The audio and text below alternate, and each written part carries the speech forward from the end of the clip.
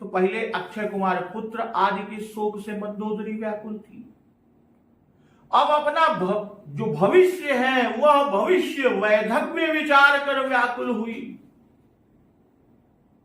रावण का ही इसमें दोष है, वह हठ पकड़े हुए, समझाए समझता नहीं। और सब पुरवासी भी रावण को ही दोष दे रहे हैं, यह समझकर अधिक अकुलानी। और रहस्य जोरी कर पति पद लागी। तो रहस्य यानी एकांत, एकांत में कहा। क्यों एकांत में कहा? क्योंकि यह बात सबके सामने कहने योग्य नहीं। और दूसरे अभिमानी लोग एकांत में कहने से बात मान लेते हैं। अगर एकांत में कहते हैं तो बात मान लेते हैं, अब बहुत लोगों के सामने कहने से बात नहीं मानते, भाई उनके स्वाभिमान को धक्का लगता है। फिर एकांत में कहा, क्यों? क्योंकि स्त्रियों का प्रभाव पुरुष और फिर कामी पर एकांत में ही अधिक पड़ता है।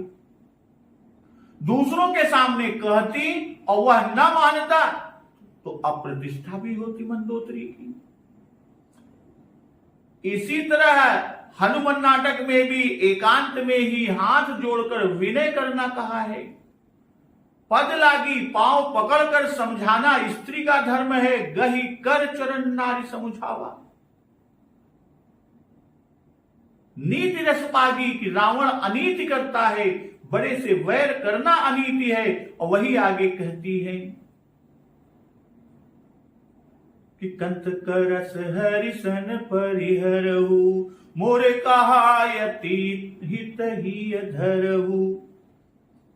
अपिय तुम ताहि जितव संग्रामा, जाके दूत के रिया कामा। इसमें नीति यह है कि जो अपने से बली हो उससे साम कर लेना चाहिए, कि प्रीति विरोध समान सन, प्रीति और विरोध समान सन करिए नीति ऐसी आए, उसी के समान के साथ करना चाहिए। यही नीति कहती है, यही नीति है।